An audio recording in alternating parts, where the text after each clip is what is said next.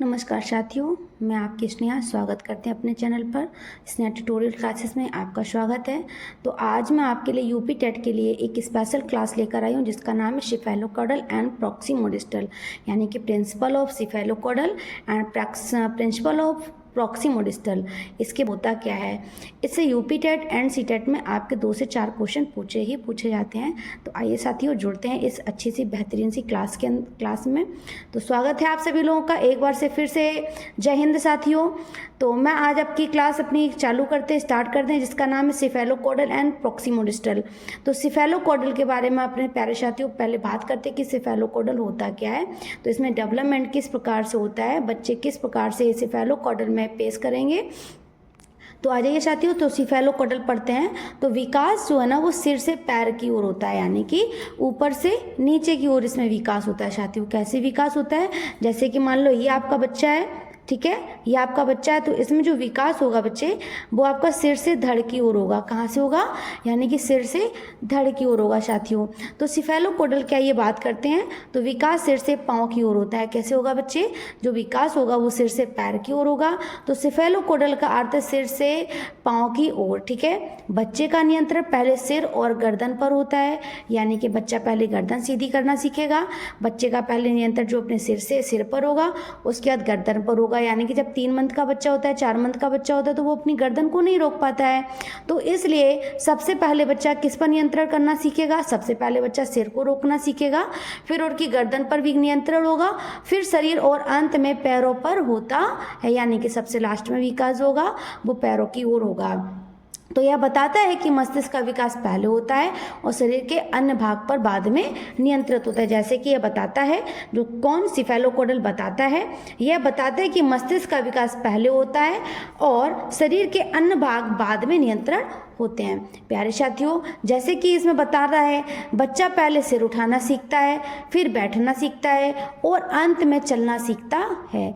प्यारे साथियों, मैं उम्मीद करेंगे कि सिफेलोकॉडल आपको पता होगा और पता चल ही गया होगा। तो इसमें एक बात पढ़ते, विकास कहाँ से होगा, जो प्रॉक्सिमोडिस्टल होगा, यानी कि प्रॉक्सिमोडिस्टल में विकास किस प्रकार से होगा। तो प्रॉक्सिमोडिस्टल में विकास होगा ना साथियों, वो आपका केंद्र से बाहर की ओर होगा। किस प्रकार से होगा, जैसे कि आपका चेस्ट है और चेस्ट से बाहर की ओर सारे विकास जाएंगे। तो उम्मीद करेंगे साथियों प्रॉक्सिमोडिस्टल, यानी कि प्रॉक्सिमोडिस्टल का अर्थ ही होता है ग्रोस टू फाइन, ठीक है। तो प्रॉक्सिमोडिस्टल की बात करेंगे, इसका अर्थ होता है शरीर के केंद्र से बाहरी अंगों की ओर विकास पहले होता है, यानी कि विकास पहले रीढ़ की हड्डी यानी कि स्पाइनल कॉर्ड से शुरू होता है और फिर बाहों और हाथों में और फिर उंगलियों में बढ़ता है। जैसे कि पता चला हुआ, जैसे कि सबसे पहले बच्चे का क्या होगा, तो शरीर के केंद्र के बाहरी अंगों यानी आउटर पार्ट की ओर बच्चे विकास होगा। जैसे कि सबसे पहले रीढ़ की हड्डी बनेगी, यानी कि स्पाइनल कॉर्ड का विकास होगा, फिर बाहों का विकास होगा और बाहों के बाद आपके हाथों का विकास होगा। हाथों के बाद बच्चा क्या करेगा, बच्चों का जो है उंगलियों की ओर विकास बढ़ता है। तो बच्चा पहले हाथ हिलाना सीखता है, फिर वस्तु पकड़ता है, फिर बटन लगाता है, जैसी सूक्ष्म क्रियाएं करने को करता है, जैसे कि निकट से दूर की ओर होता है, यानी ग्रोस टू फाइन। अब प्रॉक्सिमोडिस्टल सिद्धांत के अनुसार की बात करते हैं, यानी कि इसके से प्रिंसिपल क्या होते हैं, प्रॉक्सिमोडिस्टल के प्रिंसिपल्स की बात करते हैं। बच्चे पहले पूरा हाथ हिलाता है, फिर उंगलियों से पकड़ता है। आप अगर सोचो कि प्रॉक्सिमोडिस्टल बच्चा पहले उंगलियों का प्रयोग करे तो यह नहीं होता, यह पॉसिबल ही नहीं होगा कि बच्चा सबसे पहले आपकी उंगलियों का विकास, यानी कि बच्चा सबसे पहले उंगलियों से पकड़ना नहीं सीखेगा, ठीक है। वो उंगलियों से पकड़ना आपका जो प्रॉक्सिमोडिस्टल होगा, बच्चा पहले उंगलियों से पेन को नहीं पकड़ेगा।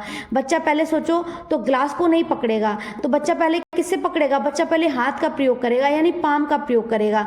जब बच्चा पाम का प्रयोग कर लेगा, फिर बच्चा क्या करेगा, बच्चा उंगलियों का प्रयोग करेगा। किसका करेगा साथियों, उंगलियों का प्रयोग करेगा। तो फिर सबसे बाद में बच्चा क्या करता है, बच्चा पहले पूरा हाथ हिलाता है और उंगलियों से पकड़ता है, ठीक है। बच्चा पहले गर्दन उठाता है, फिर चलना सीखता है। बच्चा पहले मित्र बनाता है और परिवार को समझता है, यानी कि ये गलत हो जाएगा। बच्चा पहले अपने परिवार को समझता है, उसके बाद मित्र बनाता है, ठीक है। बच्चा पहले व्याकरण सीखता और फिर भाषा, नहीं, ये भी गलत होगा। बच्चा पहले भाषा सीखेगा, जब उसके बच्चे को भाषा का पूर्णतः ज्ञान हो जाएगा उसके बाद ही वो व्याकरण सीखेगा, यानी कि व्याकरण के नियमों को पालन करना सीखेगा। बच्चा पहले अब भाषा नहीं सीखेगा, पड़ेगा तो व्याकरण कैसे सीख पाएगा? This is not possible. इसीलिए बच्चा पहले पूरा हाथ हिलाता है, फिर उंगलियों से पकड़ता है। जैसे मैंने आपको साथियों बताया प्रॉक्सिमोडिस्टल में, तो प्रॉक्सिमोडिस्टल में बच्चा पहले क्या करेगा? बच्चा पहले पूरा हाथ हिलाएगा, फिर वस्तु पकड़ेगा, फिर बटन लगाएगा। जिस सूक्ष्म क्रियाएं इसमें बाद में होती जाती हैं। तो प्रॉक्सिमोडिस्टल, उम्मीद करेंगे साथियों कि प्रिंसिपल ऑफ प्रॉक्सिमोडिस्टल का पहला क्वेश्चन आपको अच्छा लगा होगा मेरे बताए द्वारा नोट्स के। ठीक है, अब इसके बाद आगे की बात करते हैं। आगे की क्रिया क्या कहता है, यानी कि सिफेलोकोडल से भी एक क्वेश्चन पूछा गया है इसमें, तो वो भी हम आपको दिखाएंगे कि सिफेलोकोडल में क्वेश्चन कैसे आया है। यानी कि जो शारीरिक विकास है वो 18 साल के बाद हो जाता है। ठीक है, अब सिफेलोकोडल की बच्चे बात करेंगे, तो सिफेलोकोडल सिद्धांत का सही उदाहरण कौन सा है? आपको आंसर देना है इसका सही उदाहरण का। ठीक है, तो बच्चा पहले गर्दन सीधी करता है, समझना आप, बच्चा पहले गर्दन सीधी करता है, फिर बैठता है, फिर चलता है, यानी कि विकास का एक सीक्वेंस है। यानी कि क्वेश्चन तो आंसर सही लग रहा है मुझे। फिर दूसरा क्या, बच्चा पहले हाथ की उंगलियां हिलाता है, फिर पूरा हाथ हिलाता है। गलत हो जाएगा, बच्चा पहले पूरा हाथ हिलाएगा, उसके बाद ही क्या करेगा? उसके बाद ही वो उंगलियों का प्रयोग करेगा, यानी कि क्वेश्चन का आंसर गलत हो जाएगा। फिर तीसरा क्या कह रहा है, बच्चा पहले पूरा वाक्य बोलता है फिर शब्द बोलता है। नहीं, बच्चा पहले पप्पा पापा मम्मा ऐसे बोलेगा, पप्पा। तो बच्चा पहले शब्द सीखता है, यानी कि स्टार्टिंग उम्र में साथियों बच्चा पहले शब्द सीखेगा, उसके बाद ही वो पूरा वाक्य बोलना सीखेगा। तो ये भी क्वेश्चन का आंसर आपका गलत हो जाएगा। बच्चा पहले मित्र बनाता है, फिर परिवार से जुड़ता है। तो उम्मीद करेंगे साथियों बच्चा पहले किससे जुड़ेगा? बच्चा पहले, यानी कि बच्चे की पहली पाठशाला उसकी माँ होती है, बच्चे की पहली पाठशाला उसका घर होता है, इसलिए बच्चा पहले कनेक्ट भी घर से ही होगा, यानी परिवार से होगा। जब बच्चा परिवार से जुड़ेगा तो बच्चा एक परिवार से जुड़ने के बाद एक ज्वाइंट फैमिली में आएगा, ज्वाइंट फैमिली के बाद बच्चा समाज में आएगा।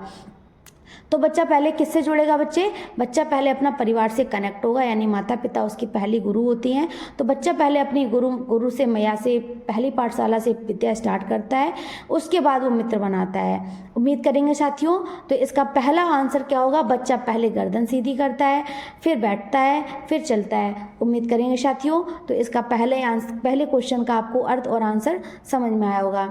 अब बात करेंगे विकास निरंतर यानी कंटिन्यूअस प्रक्रिया, यानी जो विकास होता है वो रुकता नहीं है। विकास क्या है? विकास कंटिन्यू, यानी कि जन्म से लेकर मृत्यु पर्यंत तक विकास चलता ही रहता है। हर स्थिति में, हर दिशा में विकास कैसा होता है? हर स्थिति, हर दिशा में विकास समान होता है, मगर विकास की दर भिन्न हो सकती है, क्योंकि किसी में विकास मानो तो जल्दी हो जाता है, कोई बच्चा जल्दी इंप्रूव करता है, कोई बच्चा देर से इंप्रूव करेगा, मगर इंप्रूव हर बच्चा करेगा। ठीक है, तो बात करेंगे विकास कभी भी अचानक नहीं होता। मानो तो कभी कहीं किसी का हाथ बढ़ जाए तो कभी किसी का पैर बढ़ता है, नहीं, विकास कभी अचानक नहीं होता। विकास धीरे धीरे और निरंतर चलता रहता है, यानी कि जो विकास होता है बच्चे वो आपका हर दिशा में, हर स्थिति में चलता ही चलता रहता है। विकास कभी रुकता नहीं है, ये कंटिन्यूअस प्रक्रिया होती है। ठीक है साथियों, तो इसमें रुकावट या छलांग नहीं होती। मानो तो पहले आपका हाथ विकास हो जाए, फिर आपका मान के चलो कि पूरे सर का विकास हो जाए, नहीं हो सकता। इसमें रुकावट और छलांग नहीं होती है। आपके शारीरिक विकास समान गति से होगा और समान आकार और समान आकृति का होता है। ठीक है, जीवन के हर चरण विकास होता है, यानी कि विकास बचपन से लेकर वृद्धावस्था तक यानी मृत्यु पर्यंत तक भी चलता रहता है। विकास निरंतर यानी कंटिन्यूअस चलता रहता है, विकास कभी रुकता नहीं है साथियों। जैसे कि बात करते हैं किसकी? शारीरिक विकास की, मानसिक विकास या सामाजिक विकास, यह जीवन भर चलता रहता है। जब बच्चा सामाजिक कंटेक्ट में आता है तो बच्चा समाज से भी कुछ ना कुछ अच्छा बुरा हर चीज़ समाज से भी सीखता है। ठीक है, विकास शारीरिक, जब उसका शारीरिक विकास हो जाएगा तो मानसिक विकास ऑटोमेटिक होगा। मानसिक विकास होगा तो वो अच्छे बुरे को पहचानना सीख जाएगा, यानी समाज में रहना सीख जाएगा और अपने जीवन को जीवन पर्यंत यापन करने की भी सोच लेता है। यानी कि विकास जो होता है वो जब हो जाता है तो बच्चा फिर क्या करेगा? जीवन भर चलता रहता है और जीवन को आगे बढ़ाने के लिए भी कुशल कारीगर होता है। अब बात करेंगे इसके क्वेश्चन की, यानी डेवलपमेंट इज कंटिन्यूअस प्रक्रिया है। ठीक है, अब इसके क्वेश्चन को देखते हैं कि इसमें क्वेश्चन पूछा कैसे जाता है। तो विकास का हर चरण पिछले चरण से जुड़ा होता है। बात सही है साथियों कि जो विकास होता है, विकास पहले तो आपका सर का विकास होगा। ठीक है, फिर बच्चा बैठना सीखेगा, फिर बच्चा गर्दन रोकना सीखेगा। मतलब जो विकास है ना, विकास का हर चरण पिछले चरण से जुड़ा होता है। मतलब ये नहीं सोचना कि विकास एक चरण पहले हो जाए दूसरा चरण बाद में हो जाए, यानी विकास का जो चरण होता है वो पिछले चरण से जुड़ा होता है। विकास की गति हमेशा समान होती है। ठीक है, विकास की गति हमेशा समान नहीं हो सकती है। मैंने अभी आपको बताया था कि दर जो होती है ना, गति रेट होता है ना, वो कभी समान नहीं हो सकता, गति अलग अलग हो सकती है। ठीक है, विकास कभी भी अचानक रुक सकता है, विकास कभी रुकता नहीं है, ये बात आपको बता ही दिया है। केवल विकास जन्म से किशोरावस्था तक चलता है, ये भी क्वेश्चन का आंसर आपका गलत है। विकास जन्म से लेकर मृत्यु पर्यंत तक चलता रहता है, ना कि किशोरावस्था तक।